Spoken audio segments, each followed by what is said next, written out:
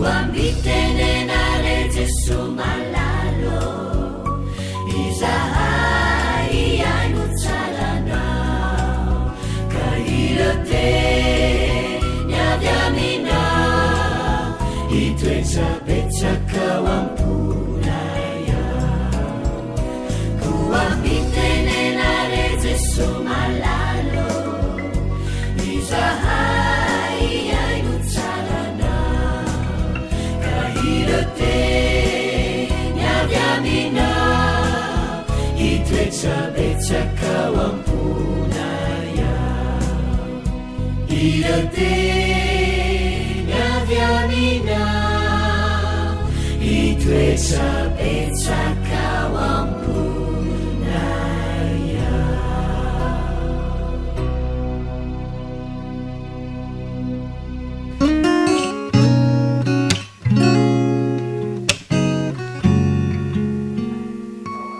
Manahoana daholo indray zazaboto hoe faly miarabantsika rehetra indray tafaraka atao anatin'ity fandaharana tsara be ity izay ianarantsika ny tenin'Andriamanitra.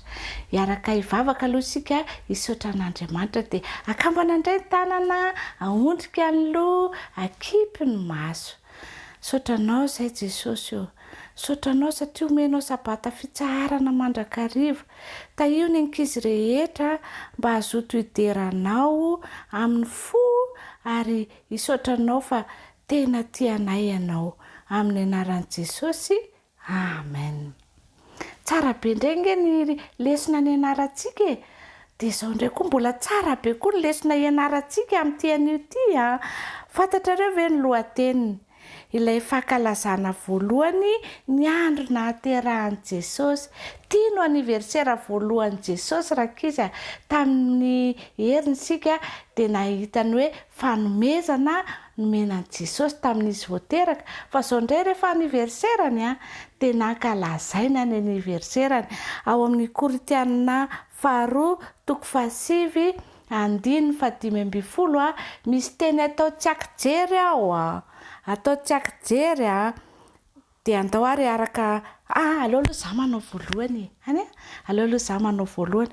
Isaorana ne Andriamanitra no ny fanomezana. Andao averintsika miaraka re. Isaorana ne Andriamanitra no ny fanomezana. Dia fantatrareo amin'izay ilay fanomezana fa naraka ny tantarantsika dia amin'izay azonareo tsara ilay izy.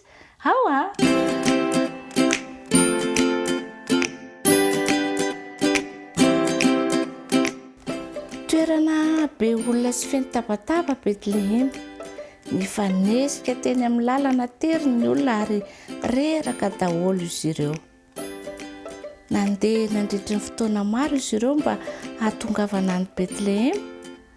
Namoaka didy ny mpanjakan'ny Roma sy niana vao ny fanisambahoaka. Fanisana ny olona rehetra izay monina tao amin'izany firenena izany. Tsy maintsy mitondra ny fianakaviana tany amin'ny toerana nahaterahany ny lehilahy tsirairay mba hanoratra ny anarany ao amin'ny boky firaiketana an-tsoratra. Tonga tany Betlehema ny olona rehetra mba hisaina sy hanoratra ao anatin'ny boky ny anarany. Ny roa tamin'ireo olona ireo dia Josefa sy Maria. Nona tany Nazareta izy ireo, saingy toy ireo vahiny rehetra nandeha nakany amin'ity tanàna kely be olona mifanerasera ity dia nakany Betlehema izy ireo mba hisoratra anarana satria tany no hiavian'ny fianakavian'i Josefa.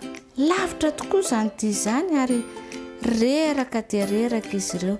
Sady efa hoteraka Maria nijanona tao an-tanàna tao amin'ny hotely kely iray izy ireo.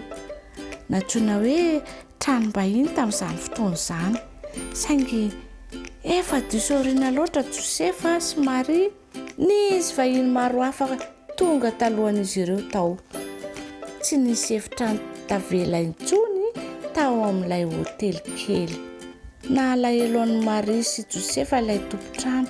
Hitany fa reraka dia reraka tokoa Maria. Naniry fatratra ny hanampy azy ireo izy na dia efa feno aza ny hoteliny. Noho izany dia navela nipetraka tao amin'ny tranon'omby izy ireo. Toerana izay fa asiany biby fiombony ary dia tao no nahaterany zanaky Maria. Nofonosony Maria tao anaty akanjo mafana ilay zazakely voateraka ary nofihininy mafy. Tena sarobidy sy nafatifaty tokoa izy dia nampandriny moramora tao amin'ny toerana finanam-bilona izy. Izay ihany no mba fandrinana nanana ho azy ary dia natory ilay zazakely raha teo ampialan-tsasatra ny reniny.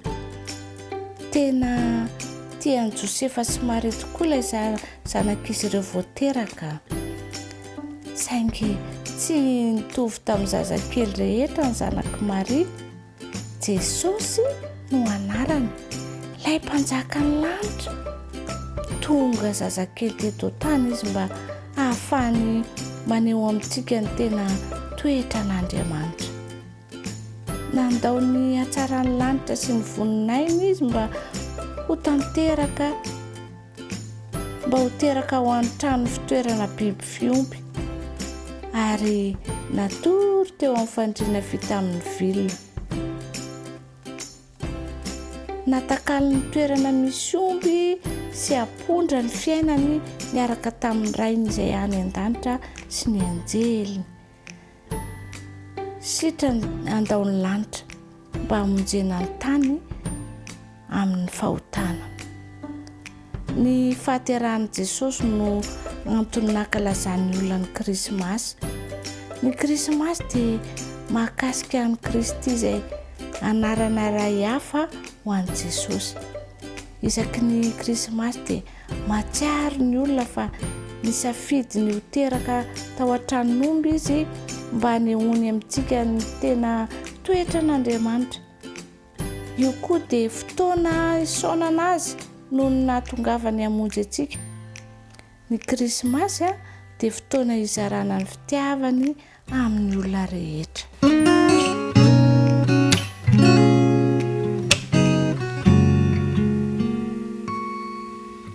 Faly manonona ny fahasavan'i Jesosy ho an'ny ankizy rehetra amin'izao sabata mahafinaritra izao. Jesosy tokoa ny ankizy hitanao amin'ny fomba manokana eo am-panarahana ny famintinana ny lohahevitra isika.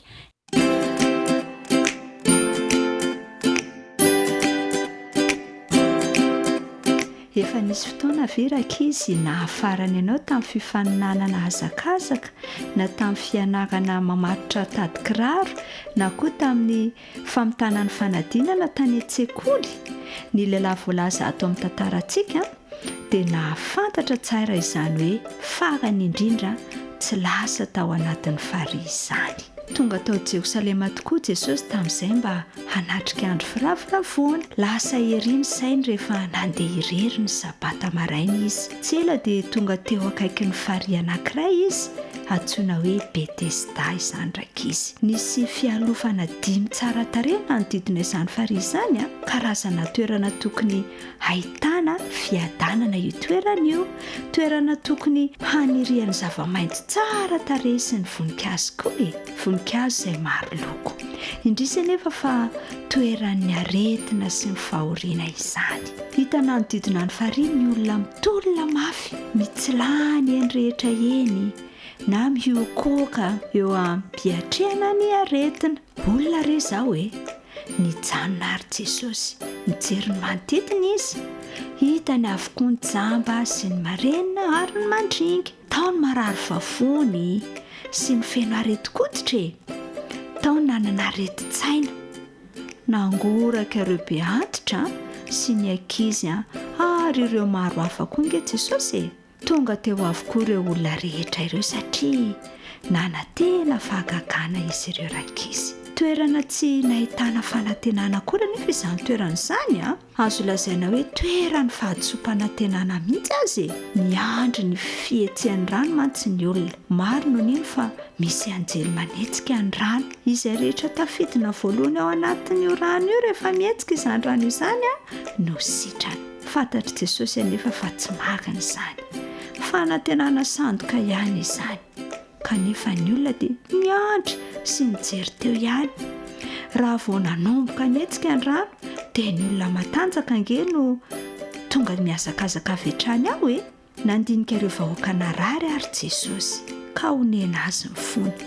tia nositranona avokoa nge izy rehetra efa saika ianao izany mihitsy izy saingy sabata moa ny androko fantany izay hitranga raha ositranony andro any avokoa ireo olona rehetra ireo hotezitra mafy ny mpitarika joska dia ezaka mono azy mihitsy tsy mbola tonga nefa ny fotoanany tsy mbola vita ny asany tetỳ tany fantatry Jesosy ny anaran'ireo olona tsirairay avy ary ny aretina mahazo azy tsy kariny manokana nefa lehilahy anankiray efa nalemina andritra ny 70 taona fantany fa ny fahotana no nahatonga io aretiny io fantatry Jesosy koa fa misy alahelo tao am-pon'ilay lehilahy irery izy sady nahatsapa fa tsy mendriky ny famindrapon'Andriamanitra akory nandohalika tsy moramora teo aminy ange Jesosy sady somary niondrika hijery ny tarehiny tampahalemem-panahy no nanontaniany Jesosy azy hoe te ho sitrana ve ianao nitselatra tao am-pon'ilay lehilahy raka izy ny fanantenany mazava loatra fa tena te ho sitrana izy tsy tahaka izany koa ve ireo olona rehetra ireo tsy fantany hoe iza ange Jesosy tsy fantany fa afaka manasitrana azy Jesosy ny any fanantenany dia hoe raha tafiditra ao anatin'ny rano izy dia ho sitrana izao ary no lazainy tamin'i Jesosy tompoko tsy misy olona afaka hanampy ahy akory raha miezaka no eny aho dia olon-kafa trany ange no tafidina mialoha tsy nitahaka io lehilahy io mba ino azy Jesosy i Jesosy anefa naniry androtsaka ny fahasoavany tamin'ny rakizy ka dia hoy izy tamin'ilay lehilahy mitsangana eto ny fandrinao ka mandehana dia tsy nisalasala ange ilay lehilahy nakatoy izy satria te ho sitrana velona indray izao ireo osatra izay tsy niasa nandritra ny taona maro tao anatin'ilay lehilahy tafatsangana ilay lehilahy nitoditodika nanodidina izy mba hahita ilay vavinanasitrana azy teo rakizy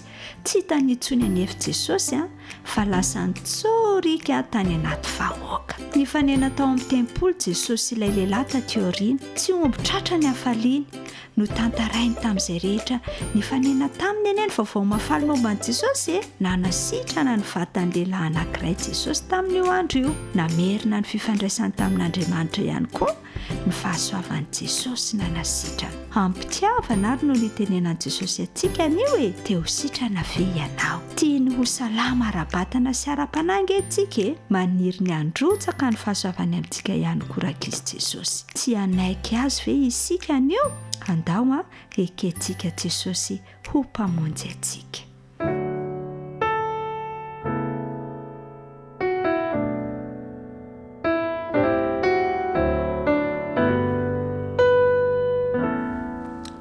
ampifaliana indray no iaonantsika amin'ny lalazao lesona Sekoly Sabata izao iarabanao ary ny firariana dia engany ny fanahin'Andriamanitra mba ao amintsika tsiraray avy ka tonga ny lesona hitondra sosy fifaliana ao antsika rehetra ny lesona fahafolo no iarahantsika mandinika izay mitondra ny lohateny hoe lalana sy fahamarinana ary fiainana ka ny andinina tao tadidina amin'izany dia ny Jaona toko voalohany andiny fahavalo folo izay manao hoe tsy nisy nahita an'Andriamanitra naoviana fa ny zanan'ilay tokana izay ao atratrany ray izy no nanambara azy milohany andinantsika ny lesona dia andeha hiaraka hivavaka izika Andriamanitra rainay tsara indrindra izay ny an-danitra misaotranao izahay no izao fotoana sarobidy izao indray iarahanay mamerina sy iarahanay mianatra ny teninao mangataka ny fanainao masina izay mba hitoetra ty amponay aty an-tsainay atonga ny teninao tafatoetra ao aminay tsiraray avy dia mitahiza mpiara-mianatra amiko izao mitahihana tsiraray avy araoka ny fiadananao mba hanjaka ao amin'ny amponay sy ao amin'ny tokantrano izay misy anay aminaraka Kristy nangatana ny vavaka amen amin'ny kapobeny dia mizara efatra ny bokin'ny Jaona teny hoe fitarian-teny ny bokin'ny famantarana ny bokin'ny voninahitra ary ny fehiny tantara hatreo amin'ny lalana tany lolotany zany hatramin'ny lesona pasivy dia hatreo amin'le hoe ny fitarian-teny sy ny bokin'ny famantarana no efa antoniantsika fa nilanilany ny famantarana ny bokin'ny voninahitra sy ny fehiny tantara kosa io zany zao no ifantoantsika amin'izao fotoana izao amin'ny ilanilan'ireo bokin'ny famantarana sy ny bokin'ny voninahitra io nefa dia misy fanambarana fito izay nataon'i Jesosy manao izaho no mifinaina izao ny fahazavana izao tontolo izao ny vavahady izao ny mpianatra tsara, izao ny fananganana matsy fiainana, izao ny lalana sy famarinana ary fiainana, ary izao no tena voaloboka. Fa amin'ny ty rahantsika mianatra ty kosa dia le hoe izao ny lalana sy famarinana ary fiainana. Telo taona sy tapany no niarahan Jesosy tamin'ny mpianatra ka nampianaran Jesosy zavatra betsaka tamin'irety mpianatra reto. Anisan'izany ny hoe tena fitarihana ny fomba fiainana kristianina ary ny toe-tsaina ao anatin'izany hoe fiarahana amin'Andriamanitra izany. Ka raha tamin'ny alina farany indrindra izay niarahana tamin'i Jesosy dia tonga tamin'ny toe-javatra anankiray izay tsy takatry ny sain'ny mpianatra reto mpianatra reto tamin'izay fotoana izay. Amin'ny filazantsara ny Jaona toko 7:10 no ahitantsika ny tantara ny Jaona toko 7:10 no ahitantsika ny tantara dia ny lohateny eo dia hoe ny nanasan'i Jesosy ny tongotry ny mpianatra. Nanasan'i Jesosy ny tongotry ny mpianatra tamin'izany fotoana izany moa, tao amin'ny faritra nisy an'i Jesosy dia nanao kapa ny olona sasany aza moa tsy mikiraro ka vetivety foana dia voan'ny vovoka ny tongotra. Ary ny fomba ny tamin'izany fotoana izany ny mpanompo dia manasa ny tongotry ireo olona tonga ao an-trano ka hisakafo. Tamin'io fotoana io nefa alina farany io dia tsy manisy mpanompo anao an'izany raharaha izany ary toa ny fampiandry kanefa ao anatin'ny fiaraha-misakafo eo amin'ny fiaraha-mihinana farany arahana tamin'i Jesosy io toe-javatra io. Ary raha mbola nihinana izy dia izao no voalaza ny tenin'Andriamanitra eo amin'ny 14 amin'ny Jaona toko 7:14 manao hoe dia nitsangana niala teo am-pihinanana izy. Jesosy zany nitsangana. Ary dia izao ny zavatra nitranga. Nametraka ny lambany ary naka lamba famoana ka nisikina. Ary rehefa vita izany dia nampidina rano tao amin'ny tavy izy ka nanomboka nanasa ny tongotry ny mpianatra sy namoaka azy tamin'ny lamba famoana izay nisikina. Dia antsika eto izany fa Jesosy no naka ny toerany mpanompo tamin'ny fotoana io. Nanasa ny tongotry ny mpianatra. Gaga ny mpianatra hoe fa ahoana ity mpanjaka tyo ivirinao mpanjaka ity. Jodasy moa dia nandresy fahafaliana mihitsy tao anatin'izany toe-javatra izany. Zavatra mihitsy mantsy tamin'ny fotoana andro teo amin'ireo jiosy dia ny faritry ny loha no anisany atao hoe faritra mendrika indrindra amin'ny vatany tenan'ny olombelona ary ny tongotra kosa no iverina fa farany ratsy indrindra. Kanefa eto Jesosy dia nanasa ny tongotra. Ny fanasany Jesosy ny tongotra zany dia maneho ny fahavononan'Andriamanitra, fahavononan'i Kristy hamonjy na dia amin'izay farany ratsy indrindra aza mahazo ny olona anankiray.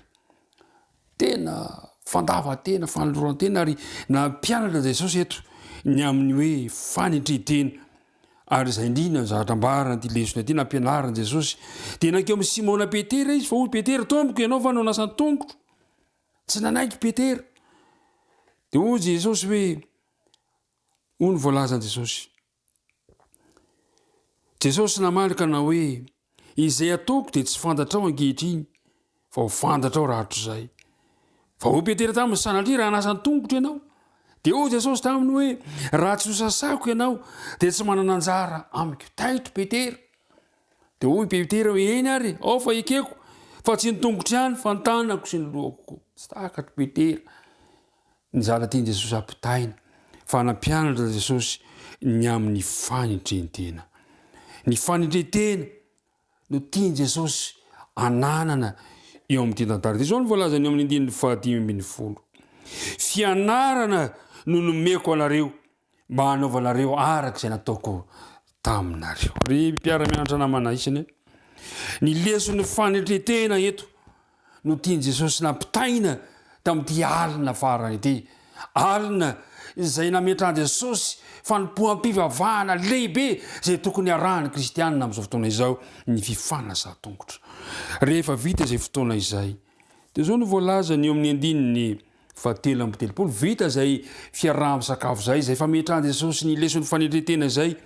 Dia hoy Jesosy amin'ny 17:30 anaka vetivety foana no sisa hitoerako eto aminareo. Hitady ahy ianareo ary arak'izay voalazako taminareo amin'ny Jesosy hoe izay leko tsy azonareo ale dia toy izany koa no lazaiko aminareo ankehitriny. Taitra indray. Hoy Jesosy hisaraka isika. Tsy maintsy hifandao. Tsy moro zany hoe olona efa nahazatra anao zany, mpampianatra mahazatra anao zany no indro fa isaraka aminao ary dia nametraka fanontaniany Petera manao hoe tompoko akaiza moa ianao. Eto dia hitantsika tsara fa tsy nanotoerana aza tsy fantatry Petera. Aiza moa ianao? Dia namaly Jesosy namaly hoe izay leko dia tsy azonao anarahana ankehitriny fa naraka ihany ianao rahatra izay. Nalahelo ny mpianatra ary tena nalahelo izy ireo. Kanefa tao anaty izany toe-javatra izany, tao anaty izany alahelo ny fisarana izany no nanorana Jesosy teny fampahirezana azy ireo ao amin'ny filazantsarany Jaona 4:40 ka ny 9 zao no voalaza ny teny manao hoe aza malahelo ny fonareo minoa n'Andriamanitra ary minoa aikio. Nomeny Jesosy fampanantenana izy ireo. Aza malahelo, aza mangitakitaka, aza mitaintaina, aza mivaraontsana, aza mitebiteby, aza very-hevitra ianareo. Zany ny teny men'Andriamanitra antsika mpiara-mianatra rehetra. Ao anatrehany toe-javatra mampitebiteby, ao anatrehany toe-javatra sarotra indrindra. Mampahery Jesosy manao hoe aza malahelo ny fonareo. Kanefa inona moa no tena mampitony ilay alahelo dia zao ny toy ao an-trano raiky misy fitoerana maro.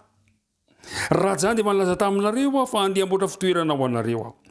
Ary andeha amboatra fitoerana ho anareo aho dia ho avy indray ka handray ianareo any amiko ka izay toerako ny toeranareo. Zany no fanantenana azo antoka indrindra eo amin'ny fiarahana amin'i Jesosy. Jesosy ho avy indray.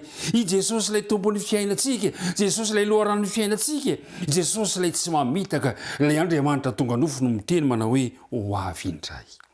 Zany no teny fikasana azo antoka ambaran'ny Baiboly satria ilay tompony teny fikasana mihitsy no manolotra izany teny zany. Zany no ivon'ny fanantenantsika ry mpiara-mianatra namana izany. Ary izany tokony hampitraka antsika na dia eo aza mety fisarahana amin'ny havana na dia amin'ny olo malala sy ny olo tianao aza dia misy fanantenana ho avy indray Jesosy. Tao anaty izany toe-javatra zany izay taitra indray Tomasy eo amin'ny 9:10 dia ho Tomasy taminy tompoko tsy fantatra izay alehanao ka ataonay ahoana no fafantatra ny lalana. Azo heverina fa fanontaniana tsara fipetraka ny fanontaniany Tomasy. Atao ahoana tokoa moa no anaraka olona anankiray izay tsy fantatra ao ny alehany. Ary zay na tonga ny Tomasy nanontany an'i Jesosy hoe fa aiza atoroy anay ny lalana. Namaly Jesosy ary zao no navaliny Jesosy. Hoy Jesosy tamin'ny 9:20 izaho no lalana, izaho no lalana sy fahamarinana ary fiainana. Tsy misy olona makany amin'ny ray afa-tsy amin'ny alalako. Mazava ny tenin'i Jesosy. Tsy misy olona makany amin'ny ray afa-tsy amin'ny alalako. Mazava ny fanambaran'i Jesosy eto fa amin'ny alalan'i Jesosy rery ihany no ahafahana mahita an'izany lalana izany. Jesosy rery ihany. Izy no lalana azo antoka indrindra. Ary raha tsy eo Jesosy dia maizina ny lalana ahafahana mitondra antsika ho any amin'izany fiainana mandrakizay izany.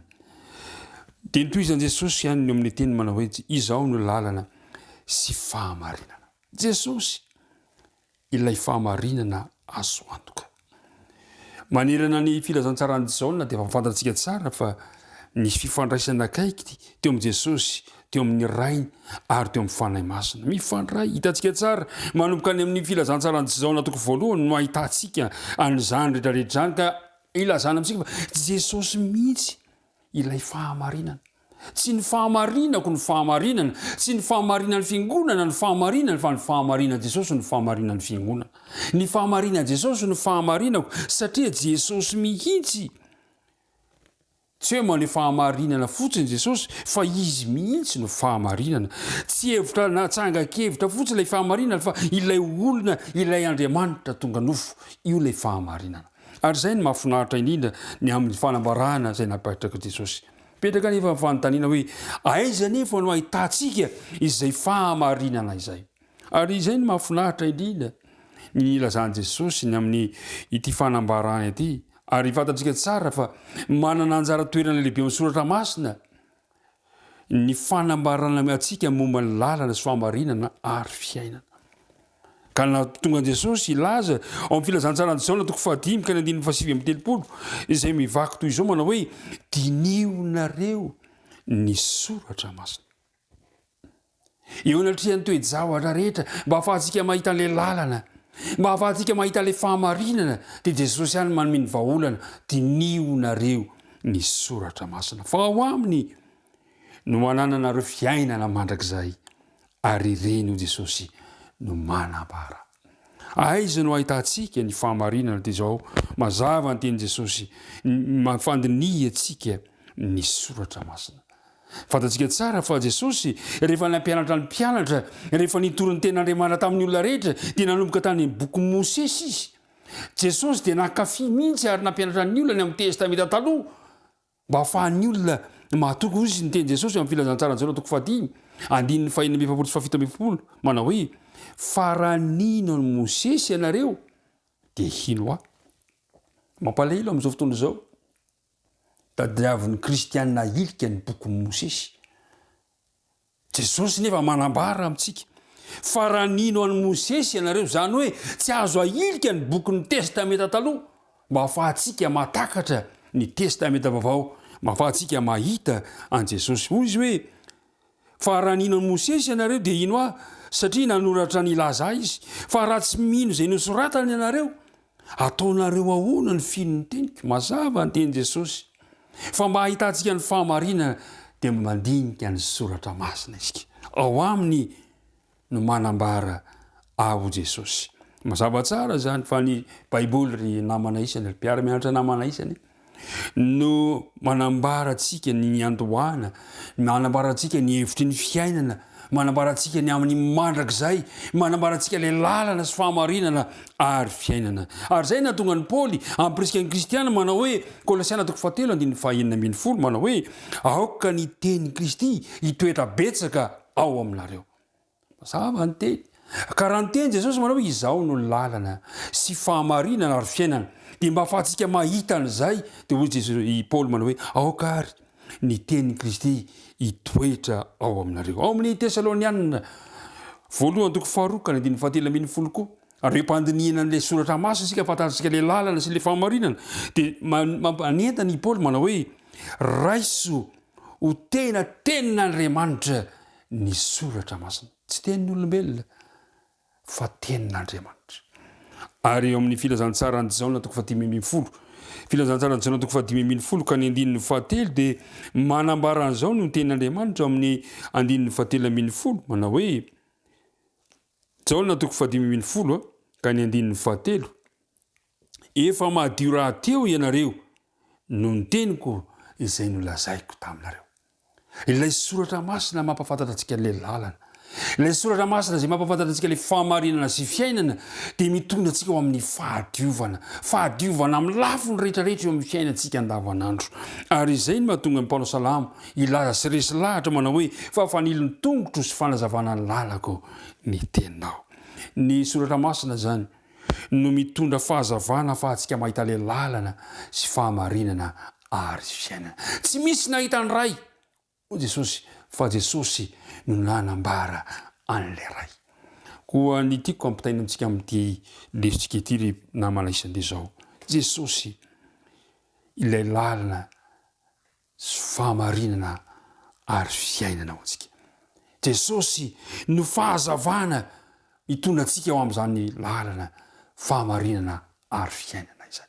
Koa amin'ity androany ity ary dia te-hitarika ny sainao hoe andeha ho raisitsika am-po le zavatra napetraka Jesosy. Ny voalohany dia ny fianarantsika fianarana ny manitry tena. Faharoa, aoka ampotsika mandrakariva ilay fanantenana azo antoka fa ho avo indray Jesosy. Io fanantenana io no mampiorina ny finoantsika. Manarakaraka an'izany dia aoka ho tsapatsika fa Jesosy rery ihany no lalana ahafahantsika mitondra antsika amin'ny fiainana mandrakizay. Ary tsy hoe lalana ihany Jesosy fa izy mihitsy ilay fahamarinana. Ka izay mety ho fahamarinana iverina famarina dia andery ampifanitsitsika amin'ny fahamarinana Jesosy.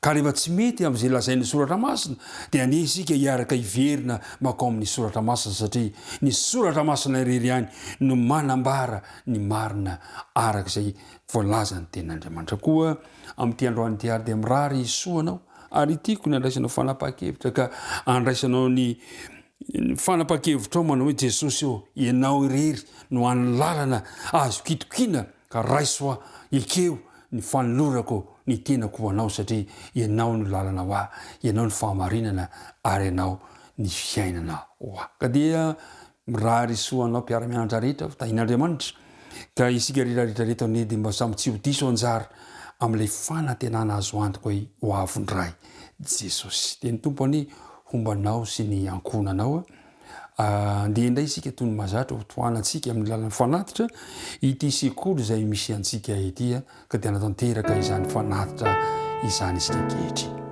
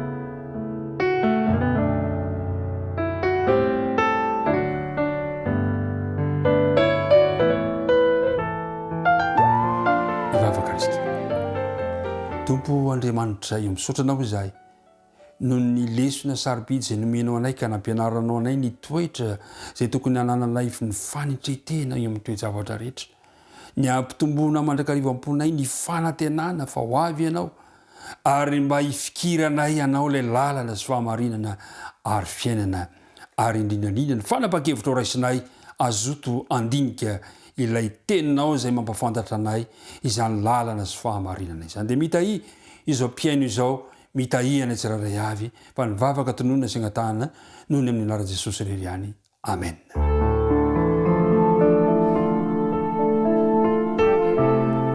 Mianatra eo tongotrao